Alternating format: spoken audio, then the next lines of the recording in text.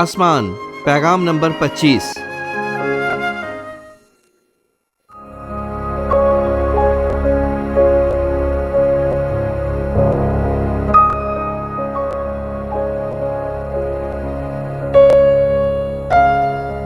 یوحنا 6 باب 53 آیت۔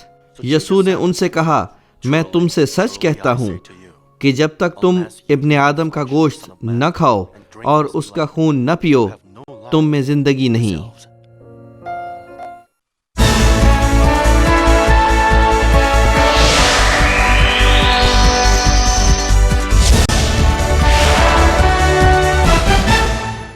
مانمن central church بہت سی مقامی اور ہزاروں بین الاقوامی کلیسیاؤں پر مشتمل ہے جو دنیا کے بیشتر ممالک جیسے کہ کینیا، امریکہ، کینیڈا، جاپان، فرانس، انڈیا، فلپینز اور ہنڈوراس میں واقع ہیں۔ ریورنڈ ڈاکٹر جے روکلی نے پوری دنیا کے ممالک میں کروسیڈز کیے ہیں، جن میں Uganda, Kenya, Japan, Pakistan, Philippines, Honduras, India, روس، جرمنی، پیرو، کانگو اور نیو یارک امریکہ شامل ہیں۔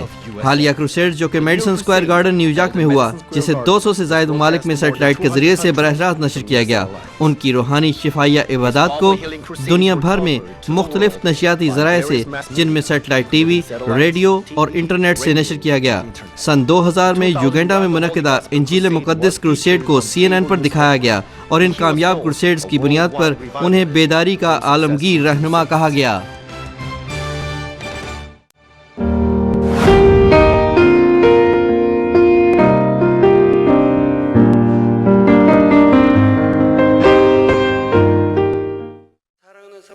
مسیح میں عزیز بھائی اور بہنوں اور ٹی وی کے ناظرین، یہ آسمان کے لیکچرز کے سلسلے کا 25واں اجلاس ہے۔ پچھلے اجلاس میں میں نے آپ سے دوسرے معاملے پر گفتگو کی تھی، جس میں فردوس ابدی رہائش گاہ کے طور پر دی جاتی ہے۔ یہ ایسا معاملہ تھا جہاں ایک شخص بہت دیر سے مسیحی ہو چکا تھا، لیکن ایمان میں نہیں بڑھا تھا، بلکہ ایمان کے پہلے درجے پر ہی رکا ہوا تھا۔ مثال کے طور پر میں نے آپ سے 2 کیفیات کے بارے گفتگو کی تھی کہ کیوں وہ دوسری جگہ پر نہ جا سکے بلکہ فردوس میں گئے۔ ایک معاملہ سارا کا تھا جو بائبل کی شخصیت اور ابراہم کی بیوی تھی، اور دوسرا وہ آدمی تھا جو ہمارے چرچ کا ممبر ہوتے ہوئے چل بسا تھا۔ آج میں آپ کو اس دوسری صورت کی ایک مثال دوں گا جس میں فردوس دی جاتی ہے، اور میں پھر تیسری صورت کی وضاحت جاری کروں گا جس میں فردوس دی جاتی ہے۔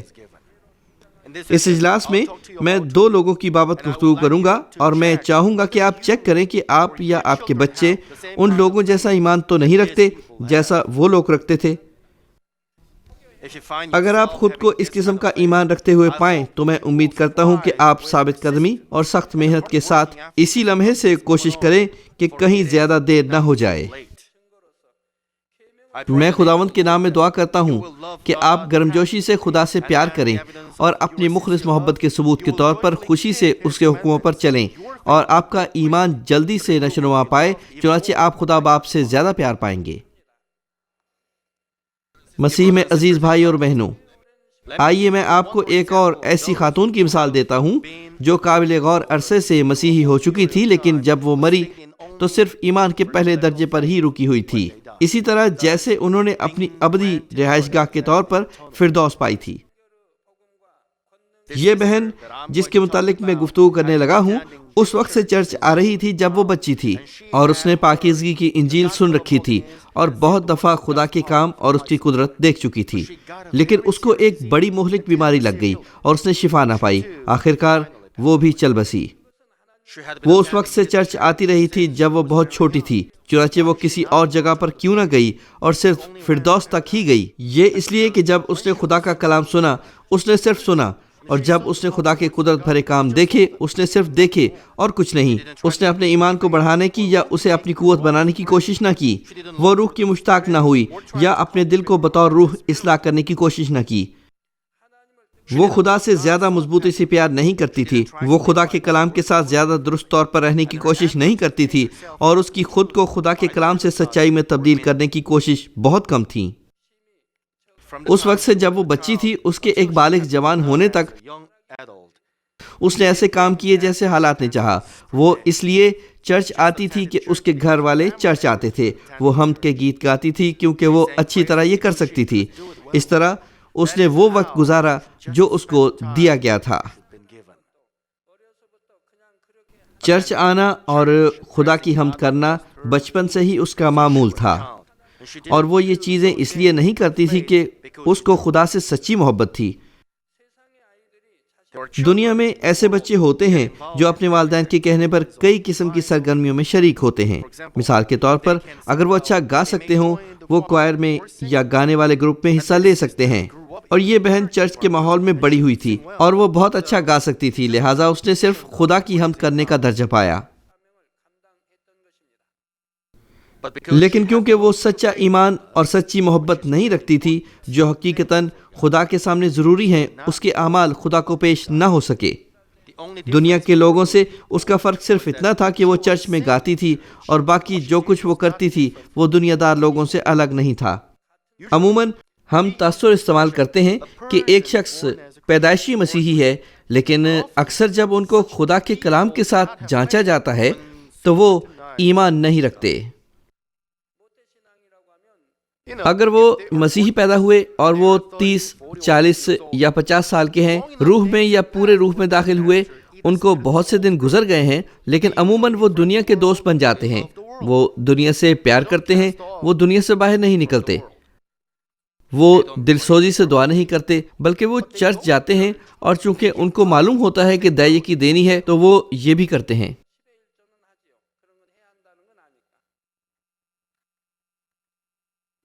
بعض لوگ بطور مسیحی پیدا تو ہوتے ہیں، مسیحیوں کی طرح زندگی نہیں گزارتے، اور ان کو مسیحی کہنا شرمناک ہے۔ اس معاملے میں ہم سمجھ سکتے ہیں کہ ایمان میں زندگی گزارنے کے لیے بہت اچھا ماحول دراصل ان کی روحانی ترقی کے لیے اچھا نہیں تھا۔ ایمان میں زندگی شروع کرنے کی آمادگی اس کے اپنے اندر سے نہیں آئی تھی، بلکہ صرف ماحول سے تھی۔ خاص کر کے یہ اس کے والدین کی وجہ سے تھا، اور اسی وجہ سے اس میں جوش کی کمی تھی۔ وہ ایمان لانے کی راہ میں آنے والی مشکلات پر کبھی غالب نہیں آئی تھی۔ جس ماحول میں وہ پروان چڑھی تھی، اکثر نہ چاہتے ہوئے صرف اپنے والدین کی خواہش پر عمل کرتی تھی، لیکن خوش قسمتی سے وہ اپنے والدین کی خواہشات پر عمل کرتی تھی اور خدا کے لیے کچھ کام کی تکمیل بھی کرتی تھی، تو بھی اس میں روحانی ایمان کی کمی تھی جو خدا کو منظور ہو سکتا۔ ایک دن افراد خانہ کے درمیان روحانی تعلق کی وجہ سے اس کو ایک بیماری لگ گئی۔ اس آزمائش پر غالب آنے کے لیے اسے اپنا ایمان دکھانا تھا۔ روحانی شرائط کے سبب سے آنے والی آزمائشوں میں بھی اگر وہ مضبوط ایمان رکھتی تو غالب آ سکتی تھی، تاہم اس کے ساتھ ایسا معاملہ نہیں تھا۔ وہ بہت دیر سے کلام سنتی رہی تھی، البتہ وہ جانتی تھی کہ اسے ایمان کے ساتھ مسئلے پر غالب آنا تھا، لیکن اس کو ایک ذاتی مسئلے کا سامنا تھا۔ اس میں پوری طرح روحانی ایمان کی کمی تھی۔ جب آپ کو ایک آزمائش کا سامنا ہو تو آپ اپنے ایمان کو چیک کر سکتے ہیں۔ جب آپ کو ایک جان لیوا بیماری کا سامنا ہو تو آپ کا ایمان ظاہر ہو سکتا ہے۔ اگر آپ سچا ایمان رکھتے ہوں تو آپ ہسپتال جانے کا نہیں سوچیں گے، بلکہ خدا پر بھروسہ کریں گے اور ایمان سے دعا کروائیں گے۔ لیکن ایسے امکانات ہوتے ہیں کہ لوگ وہ ایمان نہیں دکھاتے۔ ففتھ مینس مشن کا ایک ممبر 85 برس کا تھا، وہ قریب المرگ تھا۔ ڈاکٹروں نے اس کے گھر والوں سے کہا کہ اس کے جنازے کی تیاری کریں، لیکن اس کی 2 بیٹیاں ایمان رکھتی تھیں۔ ان دونوں بیٹیوں نے مجھے گواہیاں سنائیں۔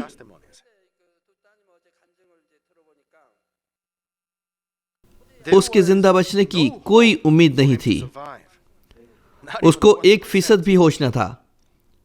اس کا وزن بالکل ختم ہو چکا تھا، وہ ہل نہیں سکتا تھا، اسے بیڈ سورز ہو گئے تھے، اسے کچھ یاد نہیں تھا، وہ بول نہیں سکتا تھا اور وہ کھا بھی نہیں سکتا تھا۔ ڈاکٹروں کے پاس اس کے لیے کوئی چارہ نہیں تھا۔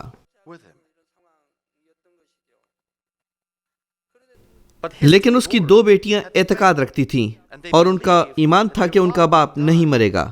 ان کا ایمان تھا کہ اگر ان کے باپ پر مجھ سے دعا کروائی جائے تو وہ دوبارہ زندہ ہو جائے گا۔ وہ یہ ایمان رکھتی تھیں، لیکن وہ بالکل ہل نہیں سکتا تھا۔ تب انہوں نے 911 کو بلایا. میرے خیال میں کہ انہوں نے ایسے کیا ہوگا. انہوں نے ان سے کہا کہ ان کے باپ کو میرے پاس پہنچایا جائے. وہ اپنے باپ کو ہسپتال سے نکال کر میرے پاس لے آئیں. وہ اپنے باپ کو اس چرچ میں مجھ سے دعا کروانے کے لیے لے آئیں. جب میں نے دعا کی، انہوں نے میری دعا کی تفاصیل تحریر کر لیں. جب میں دعا کر رہا تھا تو انہوں نے کیفیت کا اندراج کیا، اور پھر جو کچھ میں نے دعا کی تھی انہوں نے خدا کے کام کی گواہی دی. چونکہ وہ یادداشت نہیں رکھتا تھا، میں نے دعا کی کہ اس کی یادداشت واپس آئے. پھر خدا نے اس کے لیے مردہ دماغ کو زندہ کیا اور اس کی یادیں لوٹ آئیں. میں نے دعا کی کہ وہ بول سکے، اور پھر وہ بولنے لگ پڑا. میں نے اس کے لیے جو دعا کی دراصل وہ پوری ہو گئی. وہ تندرست ہو گیا، اب وہ بول سکتا تھا اور اس کا حافظہ بحال ہو گیا تھا. صرف اس کے چلنے میں تھوڑی دشواری رہ گئی ہے، باقی سب ٹھیک ہے.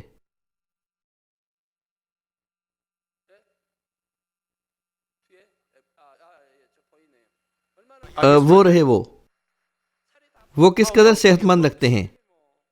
ان کا سارا وزن ختم ہو گیا تھا اور وہ کار سے باہر نہیں آ سکتے تھے. ان کے واسطے دعا کرنے کے لیے مجھے ان کی کار کے اندر جانا پڑا تھا. وہ بے ہوش تھے اور بول نہیں سکتے تھے. جو ہی میں نے دعا کی، خدا نے اسے بحال کر دیا اور وہ تندرست ہو گئے.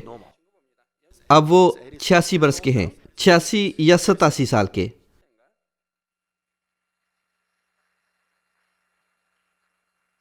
اسی طرح جب آپ کو آزمائش کا سامنا ہوتا ہے، آپ کا سچا ایمان ظاہر ہوتا ہے.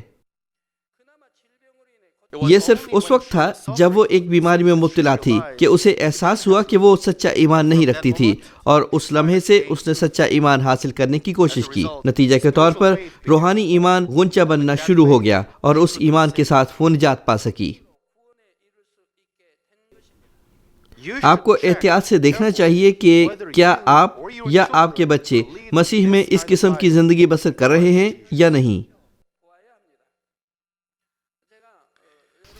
بعض اوقات جب آپ اور آپ کا خاندان میرے پاس اپنے لیے یا اپنے کسی بیمار بچے کے لیے دعا کروانے آتے ہیں، مجھے افسوس ہوتا ہے.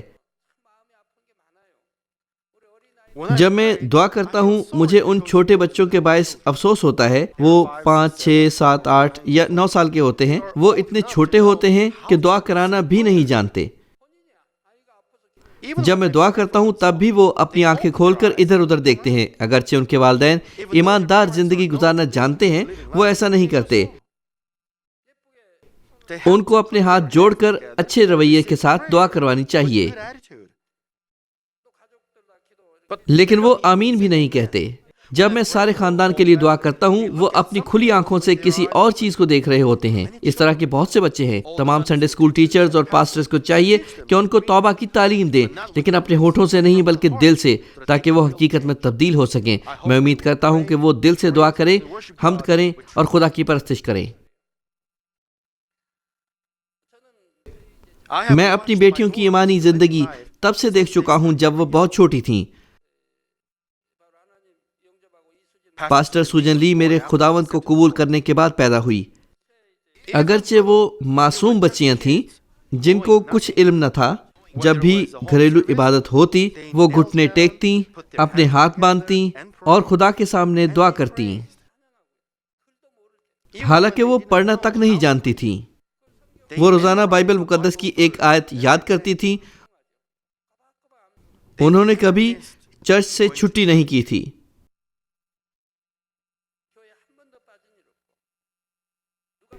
کوئی بات نہیں، کوئی ان کو دیکھتا یا نہ دیکھتا،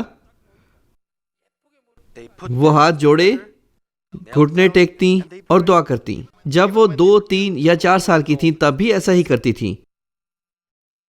اب مانمن چرچ سچائی سے معمور ہے اور خدا کا کام کرتا ہے، لیکن والدین اپنے بچوں کو ایمان میں نہیں بڑھاتے. جب وہ جوان ہوتے اور بالغ ہو جاتے ہیں، کیا وہ حقیقتاً خدا سے پیار کریں گے؟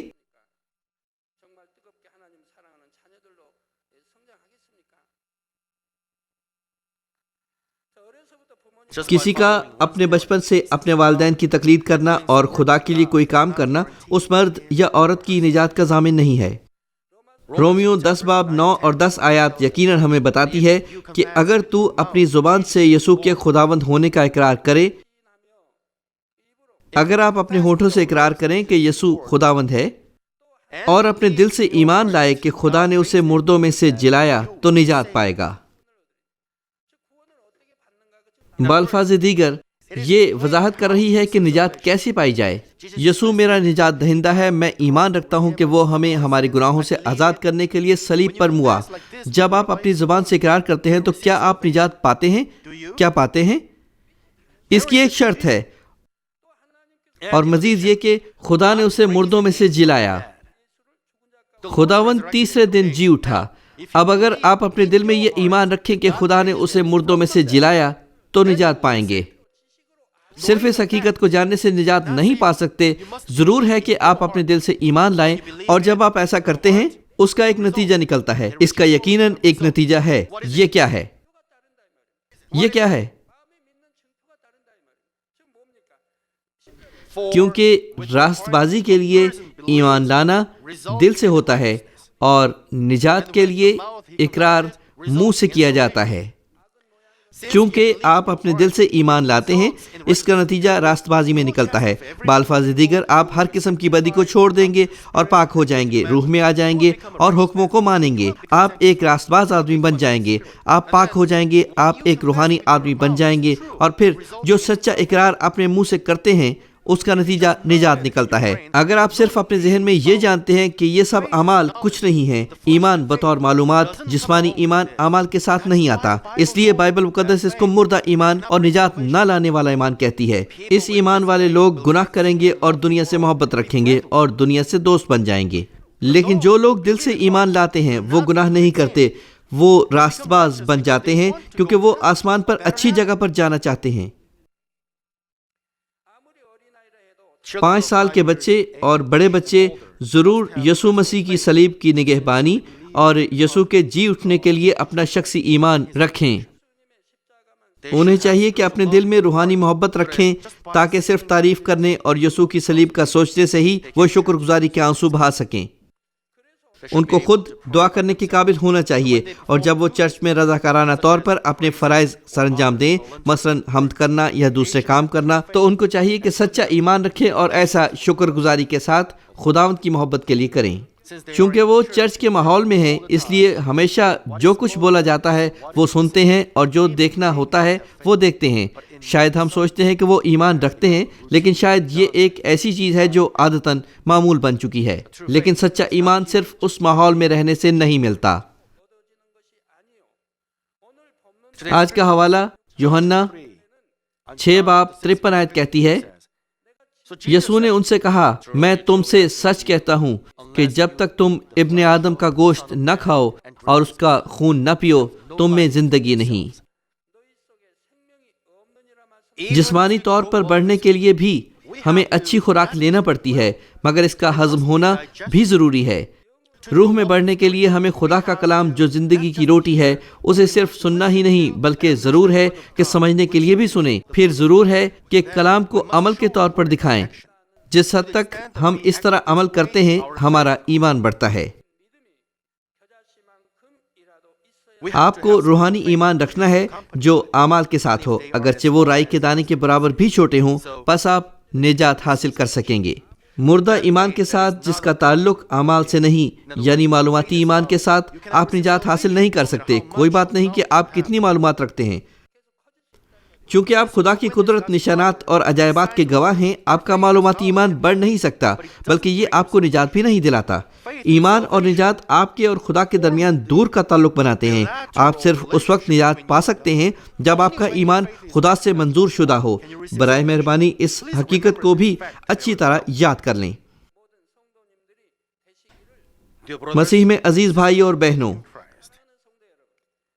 تیسری حالت جس میں فردوس ابدی رہائش گاہ کے طور پر ملتی ہے، وہاں ہوتی ہے جہاں ایک شخص آزمائشوں کی وجہ سے ایمان میں نچلے درجے پر چلا جاتا ہے۔ پہلے درجے کے ایمان کی طرف پیچھے کو جانے کی یہ حالت 2 خاص حالتوں میں تقسیم کی جا سکتی ہے۔ پہلی وہ ہے جہاں لوگ دوسرے یا تیسرے درجے پر جاتے ہیں لیکن آزمائش میں دوبارہ ایمان کے پہلے درجے پر آ گرتے ہیں۔ دوسرا معاملہ وہاں ہے جہاں لوگ وہ گناہ کرتے ہیں جن کی معافی نہیں ہو سکتی، یعنی روح القدس کے خلاف کفر بکنا یا بار بار جسم کے کاموں میں پڑنا، اور اس طرح وہ نجات نہ پا سکے، لیکن خدا کے خاص فضل اور ترس سے وہ صرف نجات کے دروازے تک ہی پہنچے۔ آپ جانتے ہیں کہ بعض لوگ صرف اس لیے نجات پاتے ہیں کہ انہوں نے اپنی ایمانی زندگی اس چرچ میں بسر کی جس سے خدا پیار کرتا ہے۔ آپ انہیں جانتے ہیں۔ دونوں حالتوں میں ان کی ایمانی تاریخ پر یا چرچ میں حیثیت پر غور کرنے سے ان کو کم از کم ایمان کے تیسرے درجے میں ایمان کی چٹان پر جانا چاہیے، لیکن کیونکہ انہوں نے بہت زیادہ جسم کے کام یا دوسرے گناہ جو ان بے ایمانوں میں ہوتے ہیں ان سے خدا کو مایوس کیا، وہ اپنا ایمان کھو دیتے ہیں۔ میں نے آپ کو بتایا تھا کہ جسم کے کاموں کی دو اقسام ہیں، پہلی یہ کہ جس کے ساتھ آپ صرف نجات تک پہنچ سکتے ہیں، دوسری کچھ یوں ہے کہ آپ کو نجات نہیں لینے دے گی، اور میں نے پہلے ہی وضاحت کی ہے کہ جسم کے کام آپ کو نجات تک نہیں پہنچنے دیتے۔ مثال کے طور پر آپ کو غصہ آیا اور آپ نے کسی کو مارا، یہ ایسا ہے جو آپ کو نہیں کرنا چاہیے، لیکن یہ آپ کی نجات کو آپ سے دور نہیں لے جاتا۔ جب آپ توبہ کریں گے اور لوٹ آئیں گے تو یہ معاملہ ٹھیک ہو جائے گا اور آپ کو معافی مل جائے گی، لیکن جسم کے ایسے کام بھی ہیں جو آپ کو موت تک لے جائیں گے۔ آپ کا جاننا ضروری ہے کہ وہ کون سے ہیں اور آپ کو وہ گناہ نہیں کرنے چاہیے۔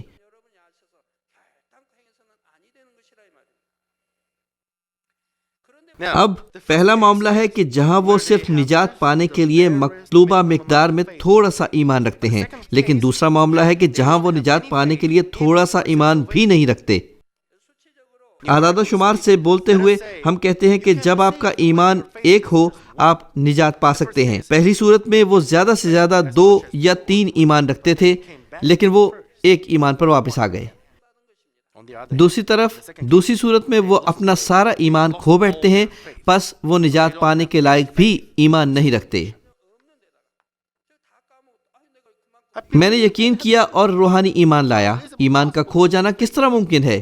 چونکہ اس کا ایمان کھو گیا، انہوں نے وہ گناہ کر ڈالا جو موت تک لے جاتا ہے۔ کیا انہوں نے نہیں کیا؟ ورنہ وہ ایسا کچھ نہ کرتے جو ان کو جہنم میں لے جانے والا بناتا۔ پس ان کا روحانی ایمان بھی کھو گیا، یہ نیم گرم ایمان بن گیا اور یہ زیادہ سے زیادہ بجھ گیا، لیکن پھر بھی وہ وہی کرتے ہیں چونکہ وہ علم رکھتے ہیں۔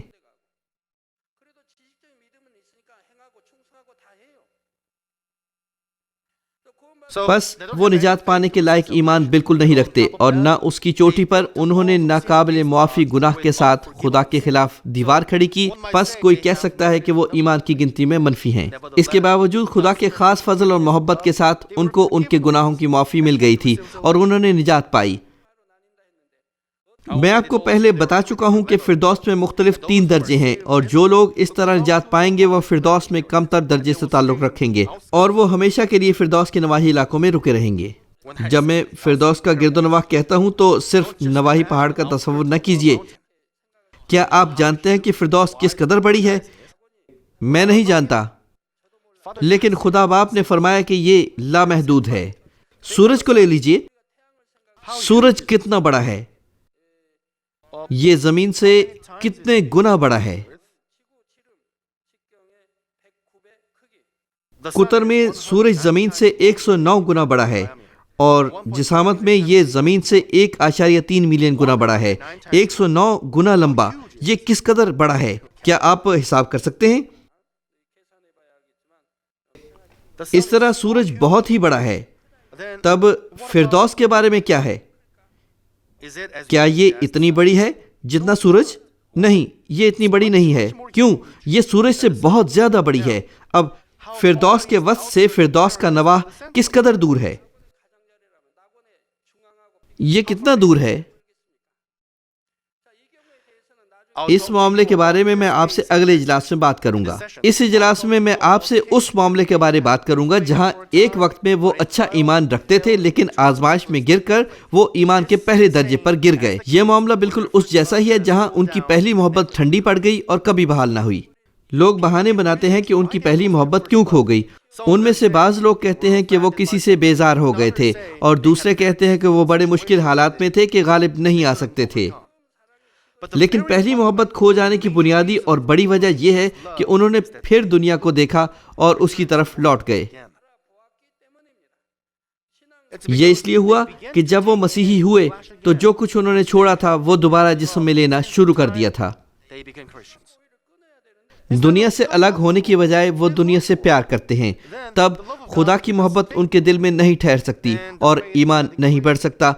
وہ سچائی کو جانتے ہیں لیکن اسے وہ عمل میں نہیں لاتے، بلکہ وہ دنیا سے پیار کرتے ہیں، پھر وہ پہلی محبت کھو بیٹھتے ہیں اور ان کو چرچ میں کسی کے سبب سے آزمائش کا سامنا کرنا پڑ جاتا ہے اور وہ چرچ نہیں آتے۔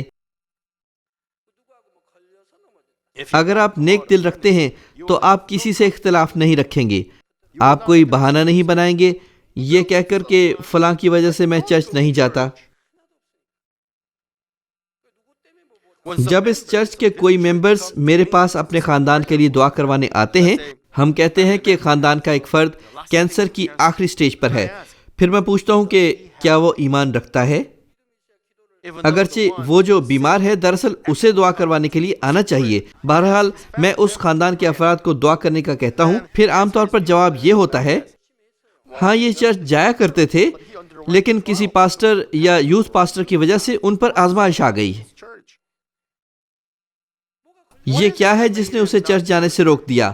کیا پاسٹر نے اسے مارا کہ وہ چرچ نہ آئے؟ وہ اس لیے چرچ نہیں جاتا کہ وہ بدکار تھا۔ اسی طرح جب آپ دنیا سے پیار کریں گے آپ دھوکہ کھائیں گے اور آپ اپنا دل دنیا میں کھو بیٹھیں گے اور پھر آخرکار آپ کی پہلی محبت کھو جائے گی۔ اگرچہ آپ روح کے مشتاق ہیں اور گرم جوشی سے دوڑتے ہیں، اگر آپ ایک لمحے کے لیے دنیا کو دیکھیں اور اسے دوبارہ لینا شروع کر دیں تو آپ جسم میں گر جائیں گے۔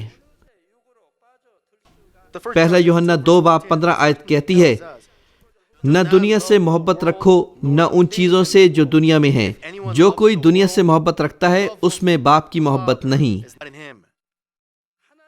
آپ خدا اور دنیا دونوں سے محبت نہیں رکھ سکتے۔ جس حد تک آپ دنیا سے محبت رکھتے ہیں خدا کے لیے آپ کی محبت کم ہو جاتی ہے۔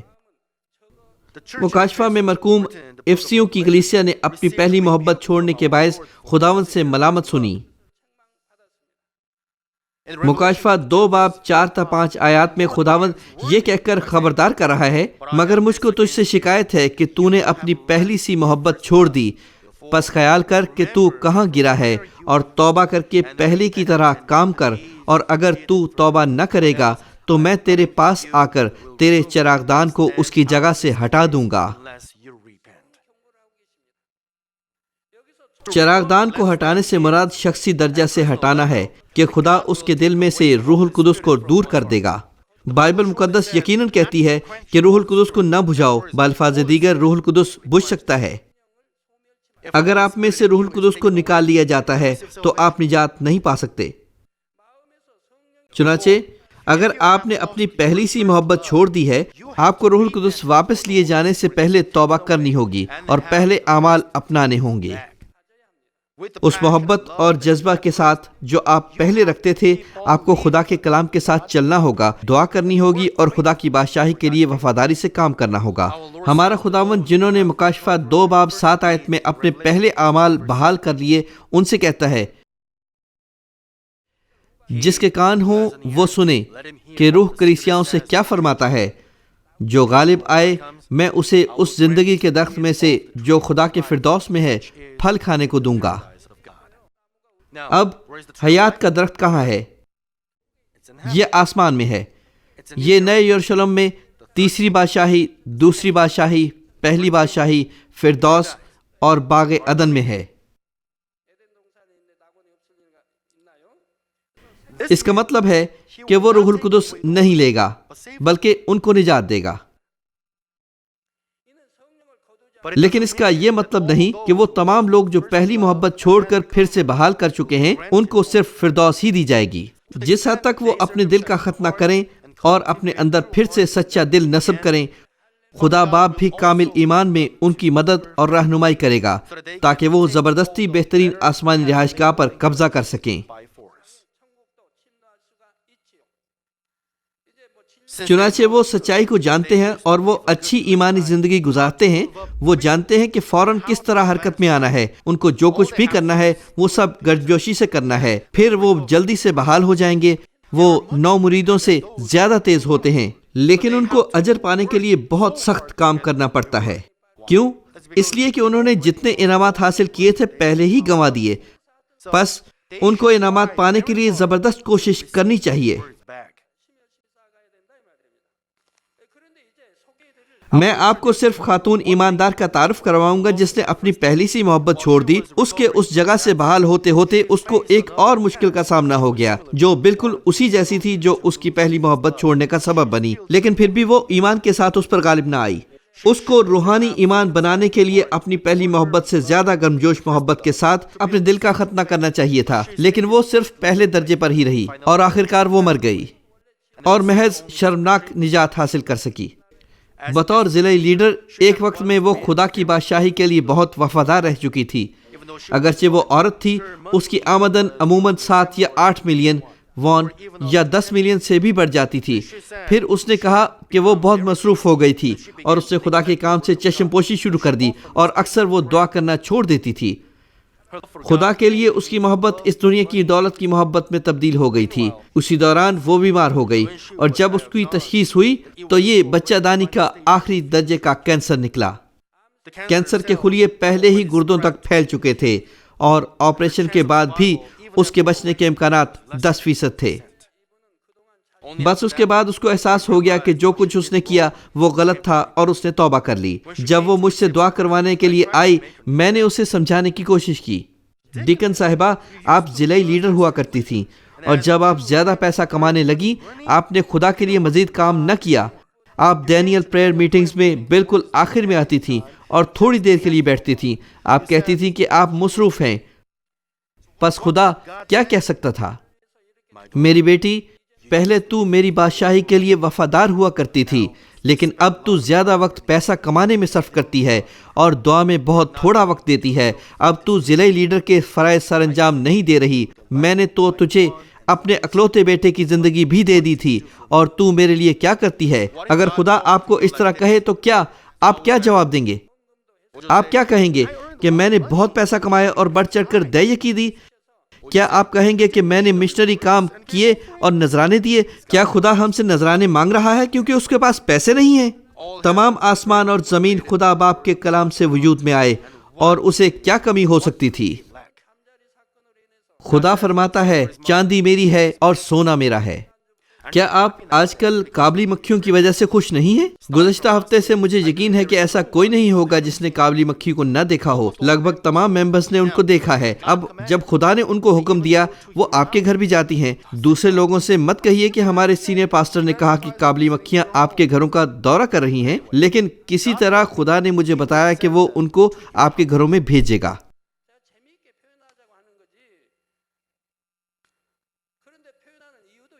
پس آپ کے برانچ چرچز میں، گھروں میں اور آپ کے کاروبار اور کام میں وہ دکھائی دیں۔ ایلڈر وینز 45ویں منزل پر رہتی ہیں اور 2 کابلی مکھیاں وہاں بھی دکھائی دیں۔ وہ آپ کے کام کی جگہ بھی جاتی ہیں۔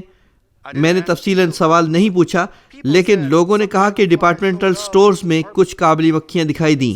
کچھ لائٹ اور سالٹ مشن کے ممبرز نے بھی مجھے خبر دی۔ وہ ہسپتال اور گیس اسٹیشن پر بھی دکھائی دیں۔ کچھ ممبرز کے رشتہ داروں کے گھروں میں بھی وہ مکھیاں دکھائی دیں۔ اگرچہ وہ مجھے نہیں پہچانتی، حالانکہ وہ مجھے پہچانتی بھی نہیں اور مجھے نہیں جانتی، وہ دکھائی دیں، پس وہ بشارت پانے کے لیے آئیں۔ اب وہ اچانک دکھائی دیتی ہیں، ٹھیک ہے؟ وہ اچانک ہی کہیں دکھائی دے جاتی ہیں۔ بہت سے ممبرز نے اس حقیقت کی تصدیق کی۔ کچھ لوگوں نے کہا کہ انہوں نے اچانک گھر کے اندر بہت سی کابلی مکھیوں کو دیکھا۔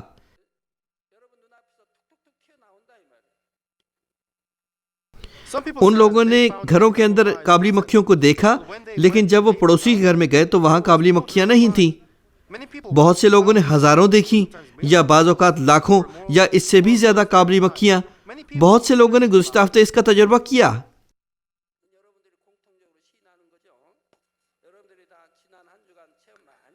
خدا چاہتا ہے کہ آپ کی جانیں کامیاب ہوں. خدا چاہتا ہے کہ آپ آسمان کی بادشاہی میں داخل ہونے اور ہمیشہ خوشی سے رہنے کے واسطے انعامات جمع کرنے کی غرض سے خدا کی بادشاہی کے وفادار رہیں. یہ ہے جو خدا بہت چاہتا ہے. خدا آپ کو کچھ برکات دینے کے لیے کچھ کرنے کو کہتا ہے. خدا آپ کو برکت دینے کے لیے دیکی دینے کو کہتا ہے، چونکہ آپ کے نذرانے خدا کی بادشاہی اور آسبازی کے لیے پیش کیے جاتے ہیں. اگر آپ خدا کے خادم یا لاوی کارندے ہو کر بھی پوری دیکی نہ دیں تو آپ ایک چور ہیں، جیسے بائبل میں لکھا ہے. ایک چور.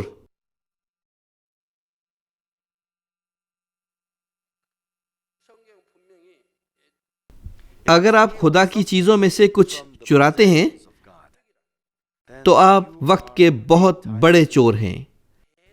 اگر آپ سب خداوندوں کے خداوند سے کچھ چراتے ہیں تو آپ دنیا میں وقت کے سب سے بڑے چور بن جائیں گے. جب میں نے اسے یہ بتایا، اس کو اس کے دل کی گہرائی میں احساس ہو گیا اور وہ توبہ کے الفاظ میں بولی، میں خدا کی بادشاہی اور اس کی راست بازی کے لیے جیوں گی. برائے مہربانی ایک بار پھر مجھے ضلعی لیڈر کے فرائض سونپیے. اس نے کہا کہ وہ محض الفاظ سے توبہ نہیں کر رہی بلکہ وہ اعمال سے بھی توبہ کے پھل لائے گی. میں ایک ضلعی لیڈر مقرر نہیں کر سکتا، لیکن چونکہ اس نے شوق سے مجھے کہا، میں نے جنرل پیرش پاسٹر اور پیرش پاسٹر سے کہا اور وہاں ایک ضلعی لیڈر کی آسامی خالی تھی. اس طرح اس نے پوری طرح توبہ کی اور مجھ سے دعا کروائی اور ہسپتال میں دوبارہ اس کی تشخیص ہوئی. کینسر کسی علاج کے بغیر ہی پوری طرح جا چکا تھا. اس نے پایا کہ وہ پوری طرح شفا پا گئی اور مجھے بتایا کہ وہ ضلعی لیڈر کی ذمہ داری پر توجہ دینے کے لیے کاروبار بند کر دے گی. جب سے اس نے خدا کی خاطر کام کرنے کے لیے عظیم خوشی اور برکت کو سمجھ لیا، وہ صرف خدا کے کام ہی کرنا چاہتی تھی. بے شک اس نے بیماری سے شفا پانے کے باعث یہ کہا ہوگا کہ شاید اس کی جان چلی جاتی، لیکن اس کا شوہر نہیں تھا اور اسے خود ہی اپنی ضروریات زندگی کے لیے کافی کمانا ہوتا تھا. پس میں نے اسے پوری طرح کاروبار چھوڑنے سے منع کر دیا، اور اس کی ایک بیٹی بھی تھی. میں نے اس سے کہا کہ کوئی ایسا راستہ نکالے جس سے وہ اپنا کاروبار بھی کرے اور ضلعی لیڈر کے فرائض بھی انجام دے. اس لیے اس نے ہفتے میں 2 دن کام کرنے کا فیصلہ کیا اور آرام کرنے کے لیے اپنا کاروبار کسی دوسرے شخص کے سپرد کیا. اس نے اس پر زور دیا. اس نے کہا کہ اگر وہ ہفتے میں 2 دن بھی کام کرے تو اسے کوئی مشکل نہیں ہوگی. اس نے کہا کہ وہ اپنی ضروریات کا کما لیتی ہے. پس میں نے اس سے کہا آگے بڑھو. چونکہ وہ ایسا عظیم فضل پا چکی تھی، اس کا دل کتنا شکر گزار تھا اور وہ کس قدر وفاداری سے کام کرتی تھی. لیکن آخر وہ 2 سال کے اندر چل بسی اور اس نے صرف فردوس تک جانے والی شرمسار نجات حاصل کی. وہ شدید درد میں فوت ہوئی. بے شک آپ کینسر کی پہلی سٹیج پر ہوں اور بے شک آپ نومرید ہوں. ایک بار آپ مجھ سے دعا کروا لیں تو آپ کی درد ختم ہو جاتی ہے، لیکن وہ شدید درد میں مری. اگلے اجلاس میں آپ کو بتاؤں گا کہ اس طرح کیوں ہوا. مسیح میں عزیز بھائی اور بہنوں، آج کا حوالہ کہتا ہے، جب تک تم ابن آدم کا گوشت نہ کھاؤ اور اس کا خون نہ پیو تم میں زندگی نہیں. برائے مہربانی سمجھیں کہ یہ بالکل سچ ہے اور یہ اسی طرح ہوگا جیسے کہا جاتا ہے. اگر آپ خدا کے کلام کو نہیں کھاتے جو ابن آدم کا گوشت ہے، اور اگر آپ روشنی میں نہیں چلتے جس سے مراد ابن آدم کا خون پینا ہے، تو آپ میں زندگی نہیں ہے اور اس طرح آپ نجات نہیں پا سکتے. یہ وہ ہے جو پرانا عہد نامہ اور نیا عہد نامہ کہتے ہیں. خدا کے کلام کو کھانے سے مراد ہے اپنے دل کو خدا کے کلام میں روحانی عناصر سے بھرنا. ہمیں اپنے دلوں کو نیکی، محبت، حلیمی اور ترس وغیرہ سے بھرنا ہے اور بدی اور نفرت اور دوسری چیزوں کو نکالنا ہے جو ہمارے دل میں استعمال ہوتی تھیں. اس سے مراد ابن آدم کا گوشت کھانا ہے. ابن آدم کا خون پینے سے مراد ہے سچائی کی رہنمائی کو دیکھتے ہوئے روشنی میں چلنا. اسی طرح صرف وہ لوگ جو ابن آدم کا گوشت کھاتے اور خون پیتے ہیں وہ حقیقی زندگی اور نجات حاصل کریں گے. جو لوگ ابن آدم کا زیادہ گوشت کھاتے اور زیادہ خون پیتے ہیں وہ عظیم ایمان پائیں گے اور وہ بہترین آسمانی رہائش گاہوں میں جائیں گے. چنانچہ میں آپ کو احساس دلانا چاہتا ہوں کہ اپنے آپ کو بہت زیادہ حقیقی روحانی چیزوں سے بھرنا ان اعمال سے زیادہ ضروری ہے جو آنکھوں سے دیکھے جاتے ہیں. میں خداوند کے نام میں دعاگو ہوں کہ آپ گرمجوشی سے ابن آدم کا گوشت کھائیں اور خون پئیں، اور آپ کا ایمان دن بدن مسیح کے قد کے اندازہ کے مطابق بہت جلدی سے بڑھ جائے، پس آپ نئے یروشلم کو اپنی ابدی رہائش گاہ کے طور پر میراث میں لے لیں۔ آمین۔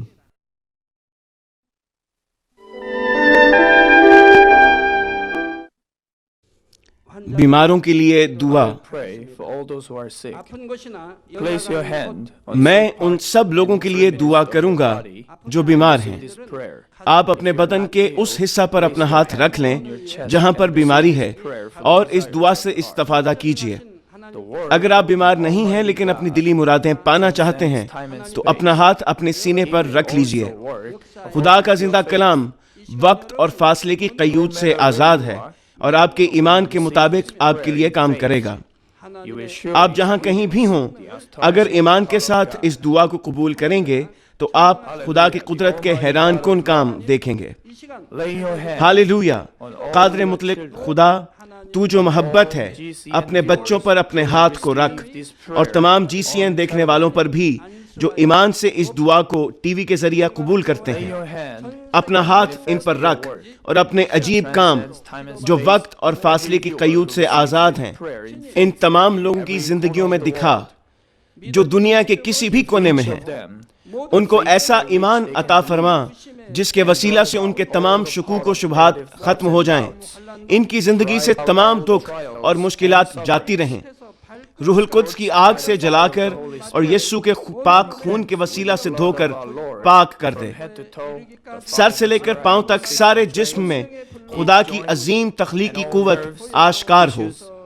میں خداوند یسوع مسیح کے نام سے دشمن ابلیس اور شیطان، تمام بیماریوں، جراثیموں اور کمزوریوں کو حکم دیتا ہوں کہ ان بدنوں سے الگ ہو جائیں۔